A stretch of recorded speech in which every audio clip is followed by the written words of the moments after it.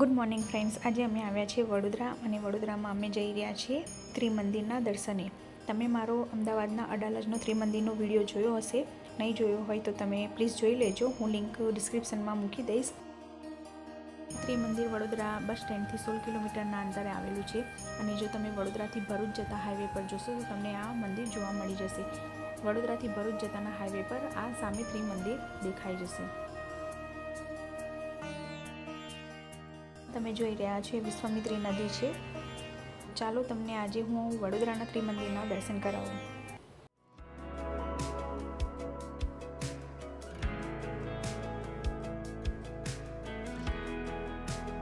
તો અમે પહોંચી ગયા છે વડોદરાના ત્રિમંદિરના દર્શને. આ તમે જોઈ રહ્યા છો સામે ત્રિમંદિર છે. આ તેનો મુખ્ય ગેટ છે અને આ સામે પાર્કિંગ એરિયા છે. અહીંયા ઘણું મોટું પાર્કિંગ એરિયા છે અને તે તદ્દન ફ્રી છે.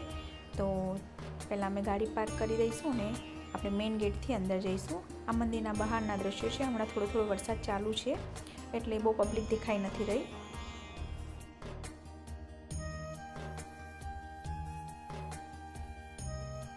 અમદાવાદનું જે અડાલજનું ત્રિમંદિર છે તે પણ ઘણું મોટું અને ઘણું સરસ મંદિર છે અને જે વડોદરાનું ત્રિમંદિર છે એ પણ ઘણું મોટું અને ઘણું સરસ મંદિર છે.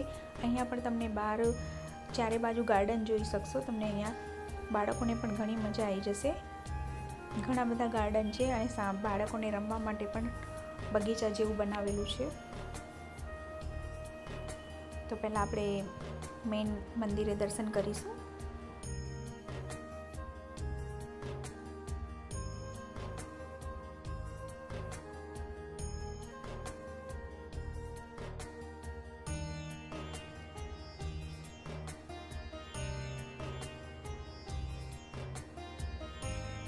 અહીંયા સામે જોઈ રહ્યા છો ભોજનશાળા છે અને ત્યાં બાળકો માટે રમવા ગાર્ડન બનાવેલું છે.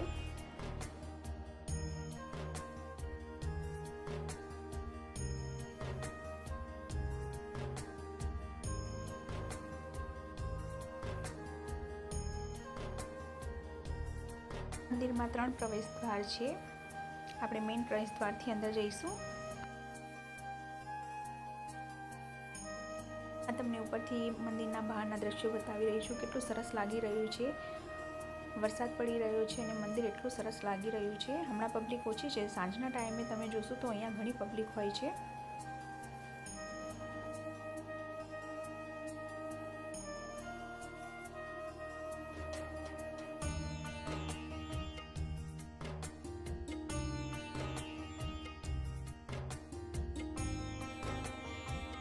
મંદિરની અંદર પ્રવેશતા જ સામે તમને સિમંદર સ્વામીની ઘણી મોટી પ્રતિમા જોવા મળી જશે.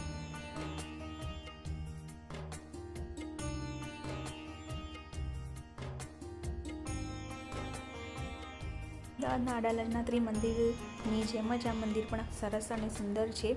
અહીંયા તમને 3 ગર્ભગૃહ જોવા મળી જશે જ્યાં સિમંદર ભગવાન અને ભોલેનાથ અને વિષ્ણુ ભગવાનના દર્શન થશે.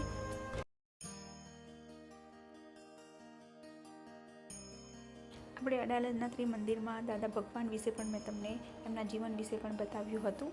આપણે અહીંયા દર્શન કરીશું અને તમે દાદા ભગવાન વિશે પણ જાણવા માંગતા હોય તો તમે મારો અડાલજનો ત્રિમંદિરનો વિડીયો જોઈ લેજો.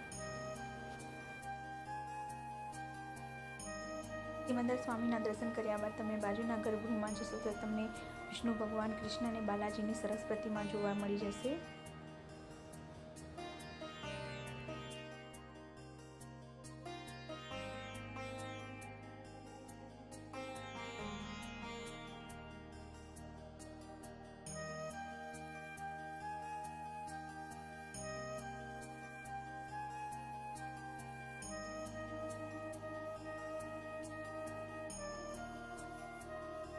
હવે આપણે આવી ગયા છીએ ત્રીજા ગર્ભગૃહમાં જ્યાં ભોલેનાથના દર્શન થશે. તો ચાલો આપણે ભોલેનાથના દર્શન કરીએ. અહીંયા તમને હનુમાનજી અને ગણેશજીના પણ દર્શન થઈ જશે. તમે જોઈ રહ્યા હશો.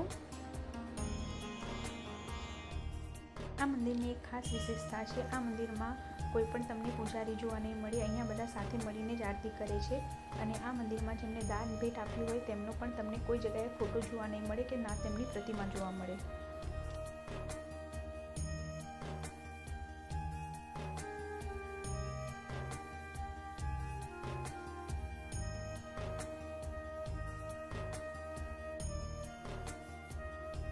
દર્શન કરીને અમે બહાર આવ્યા છીએ. બહાર પણ તમને મંદિર જોવા મળી જશે, ત્યાં પણ તમે દર્શન કરી શકો છો. હમણાં ધીમે ધીમે વરસાદ ચાલી રહ્યો છે, તમે જોઈ રહ્યા છો, અને ઘણું સરસ લાગી રહ્યું છે. અહીંયા તમને બપોરે 12 થી 1:30 વાગ્યા સુધી અને સાંજે 7 થી 8:30 સુધી ભોજન પણ મળી રહેશે. ઘણું શાંત વાતાવરણ છે અને ઘણું સરસ લાગી રહ્યું છે. મનને એકદમ શાંતિ મળી રહી છે આ મંદિરે આવવાથી. અમદાવાદના ત્રિમંદિર જેવું જ આ મંદિર પણ ઘણું સરસ અને એકદમ શાંત વાતાવરણમાં છે. તો આજની વિડીયોમાં આટલું જ. મને આશા છે કે તમને વિડીયો ગમ્યો હશે. જો વિડીયો ગમ્યો હોય તો લાઇક કરજો, શેર કરજો અને કોમેન્ટ કરજો. અને કોમેન્ટમાં તમારા પણ કોઈ સવાલ હોય તો તમે મને પૂછી શકો છો.